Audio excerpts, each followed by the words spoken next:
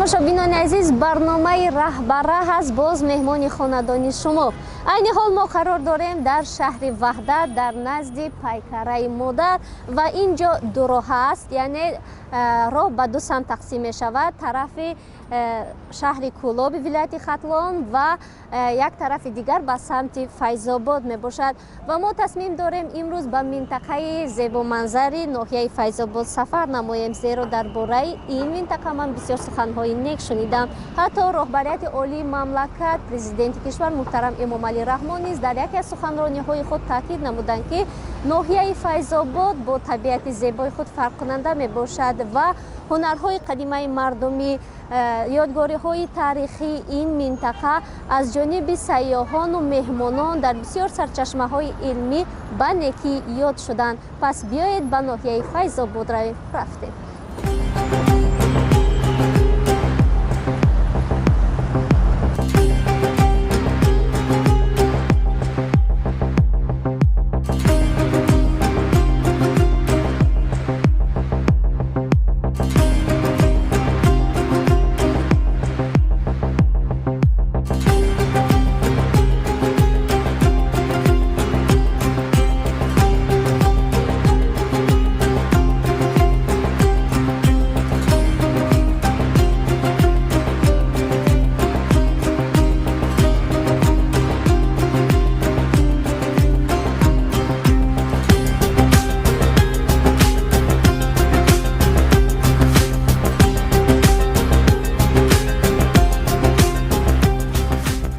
Файзобод яке аз ноҳияҳои тобеи ҷумҳурӣ дар Тоҷикистон буда 14 июни соли 1931 таъсис ёфтааст.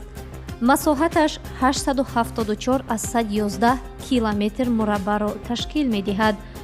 ҳудуди ноҳия дар ҳавзаи болооби дарёи Элок ва соҳили рости дарёи Вахшу обанбори Норак ҷой гирифтааст. дар шимол ва ғарб бо Ваҳдат, дар шарқ бо Роғун, дар ҷануб бо Норак ва Балҷувони вилояти Хатлон ҳаммарз аст. релифаш кӯҳист. Файзобод мулки пурфайзу зодгоҳи чеҳраҳои маъруфи илму адаб ва санъату маънавиёти тоҷикҳо мебошад. ҳангоми ҳаракат тавассути нақлиёт то ноҳия мушоҳида намудем, ки аксари сокинони деҳот дар сари роҳ ба фурӯши меваҳои дастранҷи худ машғул буда, ба гуфтаи онҳо бисёрии меҳмонону сайёҳон ҳангоми сафар ба ноҳияи Файзобод аз меваҷоти аз ҷиҳати экологӣ тоза харидорӣ менамоянд.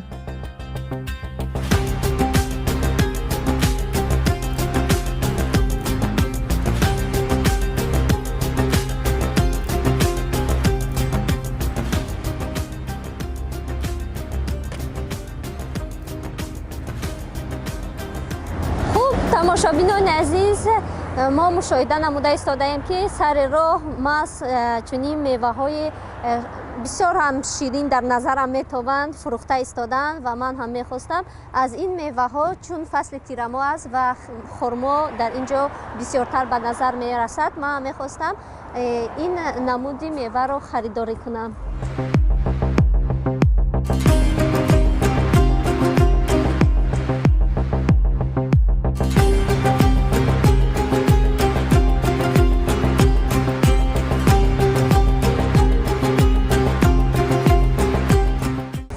ассалому алайкум. Ассалом. Таҳои чанд намуди хурмо доред? Чанд сомонӣ? 3-4 намуд хурмо. Хайр, ангур ҳам доред, а? О, ангур ҳам доред. Ина ангур дорем 7 сомон, 6 сомон. Ангури сиёҳ, ангури чиликак сафед. Ин хурмоҳо аз боғи худатон? Аз боғи худмон. Хай 1 кило мадатен. Майли. Хай биёед беҳтараш 10 сомон дате, 3 кило. Майли.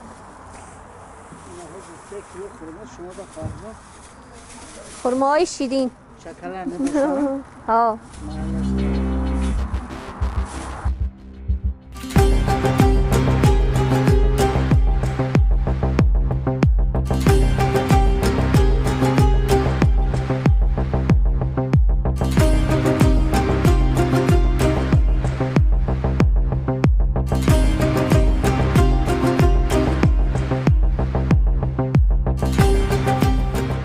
ба баъди хариди меваҷот мо сафарамонро ба минтақаи Файзобод идома додем.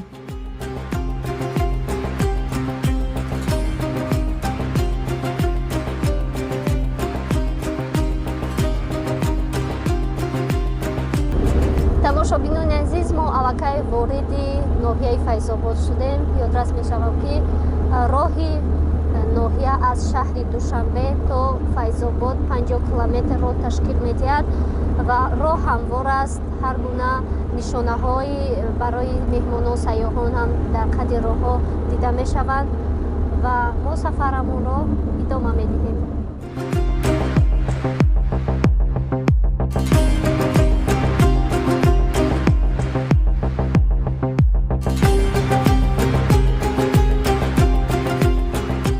боиси зикр аст ки дар ноҳия чашмаҳои обашон аз пайвастагиҳои кимиёвӣ бой мавҷуданд. оби чашмаи деҳаи Меҳробод ҳамчун оби минералии нӯшокии Файзобод машҳур аст.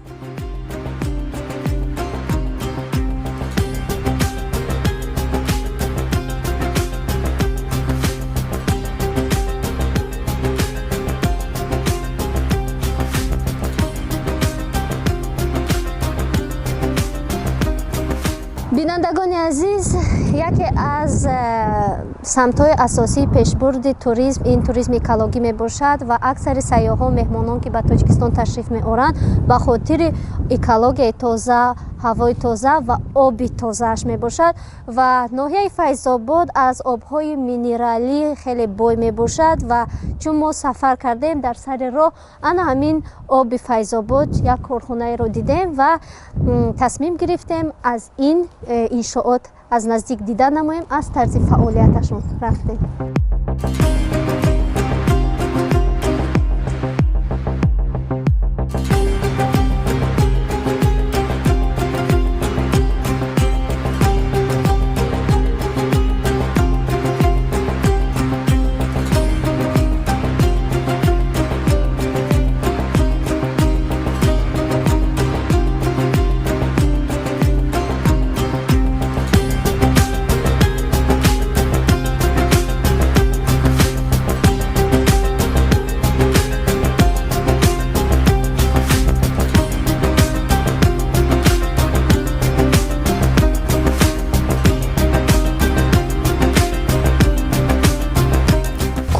моҳи сентябри соли 2021 фаъолияти худро оғоз намуд ва бо мақсади пешбурди сатҳи зиндагии мардум ва номи Тоҷикистонро дар арсаи байналмилалӣ муаррифӣ намуданд.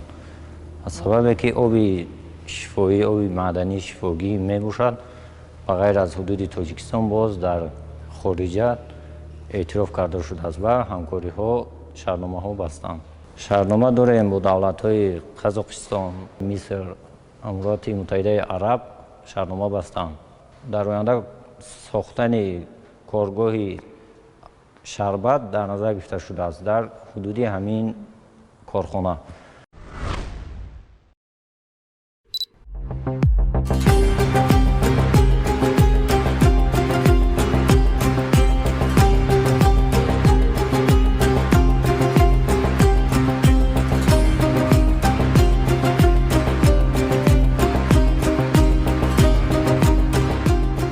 иқлими ноҳия вобаста ба баландӣ тағйир меёбад. сардии ҳаво зимистон 20-26 дараҷа хунук буда, тобистон 33-38 дараҷа гармиро ташкил медиҳад. аммо шамоли Файзобод ки дар бисёрии мисраъҳои шоирони зодаи ин минтақа ҳам ёд мешавад, зиёд ба назар расид. сабабаш шояд ҷойгир будани ин минтақа дар наздикии дарёҳо ва гузаштани дарёи Вахшу обанбори Норак қад-қади сарҳади ҷанубию шарқии ноҳия бошад. ҳамчунин дар баъзе деҳаҳо барф низ ба мушоҳида расид.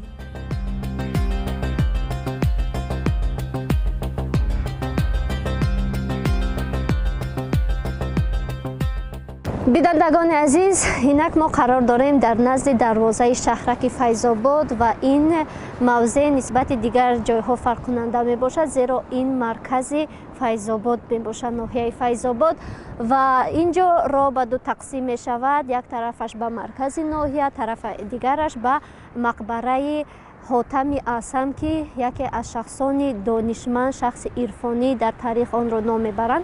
این راه همان طرف میبرد و ما امروز برنامه رهبره سفرمون را ادامه میدهیم و یک چیز را قید مینمایم که در همین موضع بیشتر عروسان، شاه و عروسان میبیایند و صورت میگیرند، عکس میگیرند.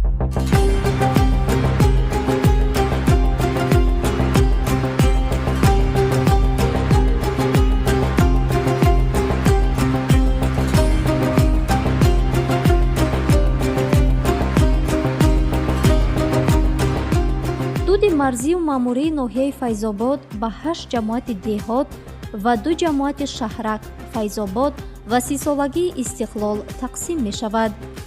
در دامن این کوهندیار منظره‌های زیبا و کم نظیر زیاد بوده، ذخیره‌های سیاحی حدود ناحیه و ترغیب و تشویق و ساختمان اینفراساختور ضروری سیاحی نیز نیاز دارند. باعث ذکر است که در نزدیکی مرکز ناحیه مقبره دانشمند، شخص عرفانی عبدالرحمن حاتم ابن یوسف بلخی ملقب به خواجه حاتم اعصم جایگیر است. هر نفر از شاهراه دوشنبه وحدت فیض‌آباد راه می‌گذرد، از کنار راست راه چشمش به آرامگاه این بزرگوار می‌افتد. مقبره این متفکر بزرگ در دهه سری چشمه واقع بوده، مکان تماشای سیاحان است. همه روزه قریب از تمام گوشه و کنار تاجیکستان و حتی بیرون از آن به زیارت مقبره‌اش آمدن مردم گواهی این گفته هاست. تماشابینان عزیز، راهبریت مملکت در یکی از سخنرانی‌های خود قید نمودند که ناحیه فیض‌آباد با دانشمندان، عالمان، شخصان عرفانی خود فرق کننده می باشد و یکی از چنین دانشمند، عالم، فیلسوف و شخص عرفانی خواجه حاتم اعصم می باشد که مقبره‌اش در ناحیه فیض‌آباد در دهه سرچشمه جایگیر است و عین حال ما قرار داریم در نزدیکی این مقبره.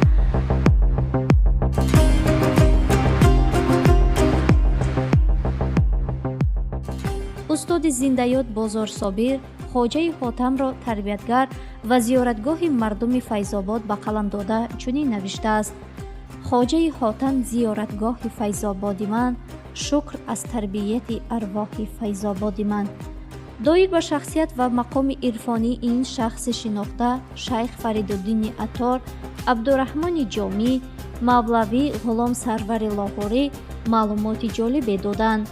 آرامگاه امروزه دهه سرچشمه که سطح یک قسم مساحت شهر قدیم است، در قطار 27 موضع‌های تاریخی و فرهنگی تاجیکستان همچون ممنوعگاه تاریخی فرهنگی به قید گرفته شده است و در موسم سیر و سیاحت بسیاری سیاحان به زیارت مقبره خواجه حاتم اعصم می‌بیایند. غیر از این در قلمرو ناحیه شهر باستانی وشگرد که تاریخ بیش از 3000 ساله دارد موجود بوده، تا حال در سطح ضروری آموخته شده ایستاده است. باستانشناس یوسف یعقوبوف بعد تحقیق خرابه‌های وشگرد چنین خلاصه می‌برآورد: واضح گردید که این شهر در اول عصر یک میلادی به وجود آمده، در عصرهای 9-12 یکی از مرکزهای کلانترین مدنی، علمی، هنری و سودا به شمار می‌رفت. شهر از 3 قسمت عبارت بود: دیز، شهرستان و رباط. دیز شهر حالا به نام قلعه سنگین مشهور است.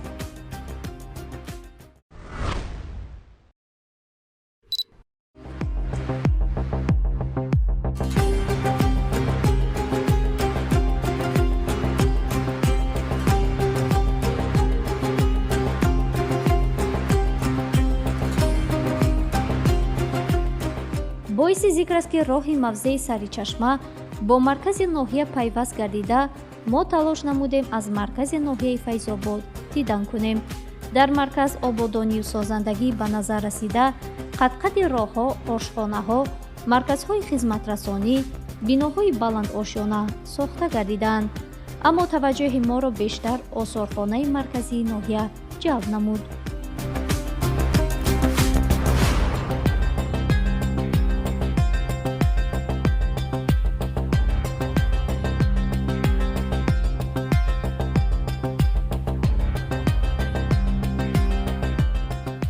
бинандагони азиз, айни ҳол мо қарор дорем дар маркази ноҳияи Файзобод ва ёдрас мешавем ки маркази ноҳия аз дигар минтақаҳо фарқкунанда мебошад, зеро дар ин ҷо иншооти замонавӣ ва бисёр рушди инфрасохтораш пешрафта мебошад ва айни ҳол мо дар назди осорхонаи маркази ноҳияи Файзобод қарор дорем ва ҳар як сайёҳ ба фикри ман ҳар як сайёҳ меҳмоне ки бо ҳамин роҳ мегузарад ҳатман аз ин осорхона дидан менамояд ва ман ҳам ин лаҳза мехостам аз осорхона аз наздик дидан намоям.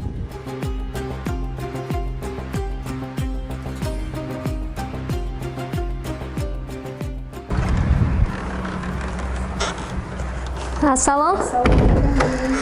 мо журналист аз телевизиони сайёҳӣ ва ҳунарҳои мардумӣ ҳастем ва имрӯз мо меҳмони ноҳияи Файзобод шудем. аз имкониятҳо, аз рушди инфрасохтори ин ноҳия дидан намудем. ин барномаи раҳбара ҳаст ва чун осорхона дар сайри роҳ ҷой гирифта сохта шудааст, ин лаҳза мехостем аз осорхона дидан кунем. албатта агар бо иҷозати шумо моро ҳамроҳӣ намоед. ташаккур.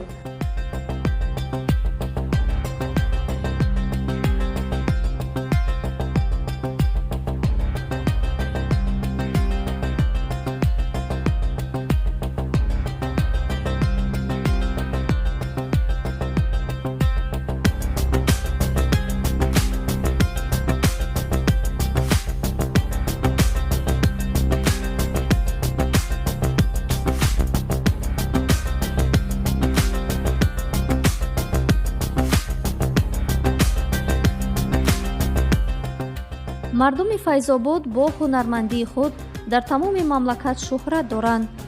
бештар ба намудҳои ҳунармандӣ кулолгарӣ, чӯбкорӣ, оҳангарӣ, заргарӣ, гулдӯзӣ ва ғайраҳо шуғл меварзанд.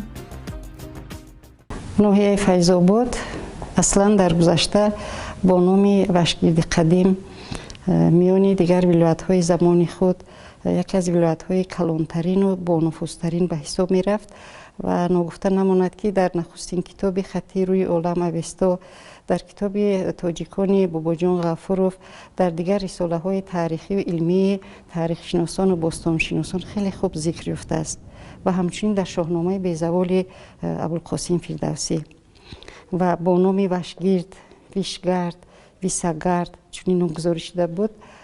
ва бояд гуфт ки он чиро ки имрӯз дар осорхона ба маърази тамошо гузошта шудааст, ин далолат аз он медиҳад ки мардуми Вашгирдзамин дар гузашта бо чӣ зиндагию бо чӣ расму оину бо чӣ ҳунармандӣ зиндагии худро пеш мебурданд.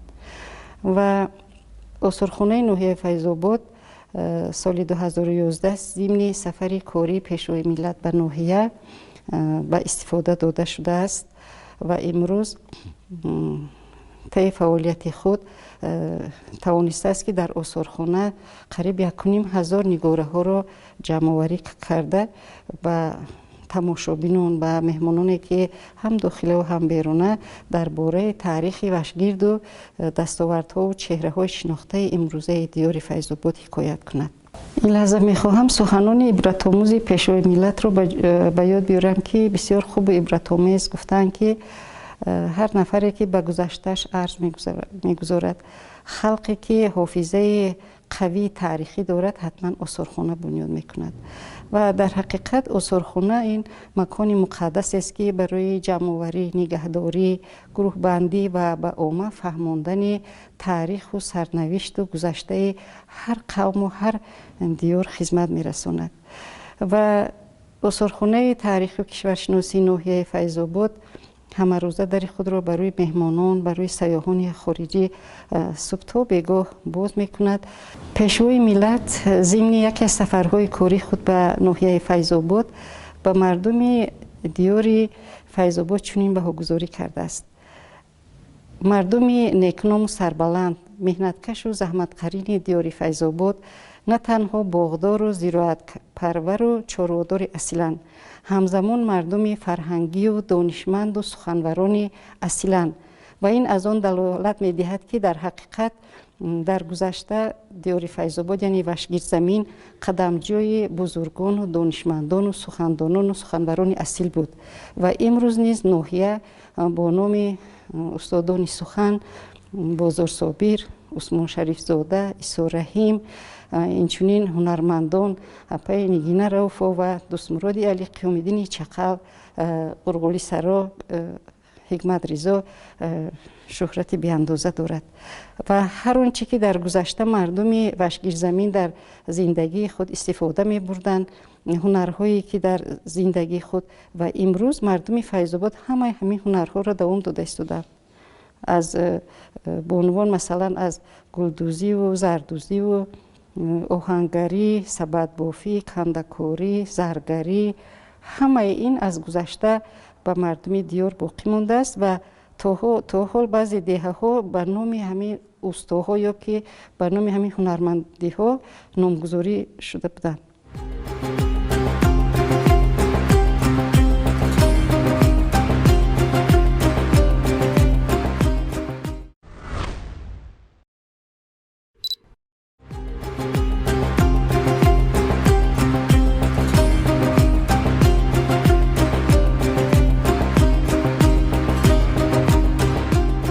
واقعا هنگامی سفر نمودم به این موضع فکر داشتم که آیا این منطقه توجه ما را جلب می کرده باشد، اما بعد دیدن این موضع با باوری کامل می توانم گفتن که رشد با سرعت اینفراساختار، آبادانی و سازندگی، تاریخ کهن، میوه‌جات و سبزوات، طبیعت زیبای و اسرارآمیز فیض‌آباد ما را مفتون ساختند و به اختیار مصرع‌های زیرین به یادم آمدند.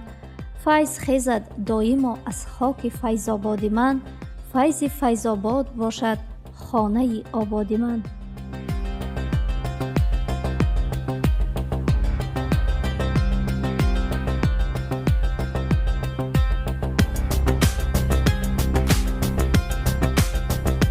تماشابینان عزیز، یادرس می‌شویم که امروز ما سفر داشتیم به ناحیه فیض‌آباد و راه به راه بسیار موضوعهای جالب رو تماشا نمودیم. برای من خیلی پسند آمدن و اطمینان دارم که برای شما هم معقول شدن. در همین جا رسیدیم به فرجام برنامه راه به راه. برنامه‌های دیگری تلویزیون سیاحی و هنرهای مردمی ادامه دارند. خیر، صحتمند و خانه آباد باشید.